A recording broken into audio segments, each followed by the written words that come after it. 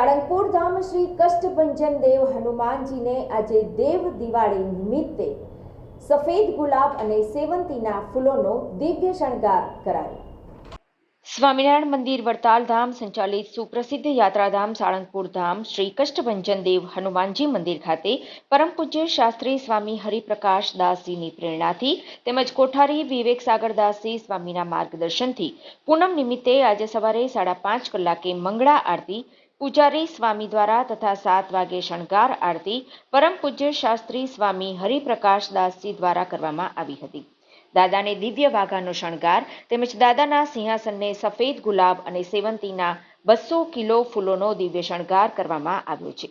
આજે કરાયેલા શણગાર વિશે પૂજારી સ્વામીએ જણાવ્યું કે સફેદ ગુલાબ અને સેવંતીના 200 કિલો ફૂલોનો શણગાર કરાયો છે। વડોદરાથી આ ફૂલ મંગાવ્યા છે। સિલ્કના વાઘા 15 દિવસની મહેનતે વૃંદાવનમાં તૈયાર થયા છે, જેમાં ફૂલની ડિઝાઇન અને જરદોશી વર્ક કરાયું છે।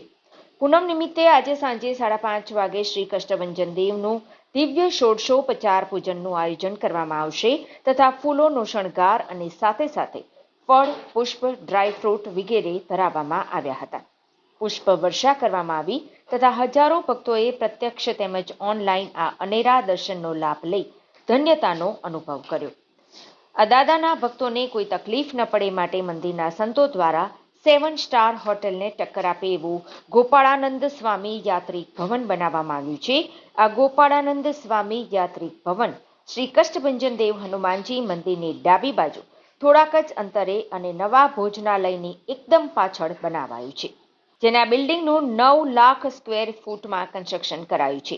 8 ફ્લોરવાળું અને 108 ફૂટ ઊંચું આ બિલ્ડિંગ 340 કોલમ પર ઊભું કરાયું છે।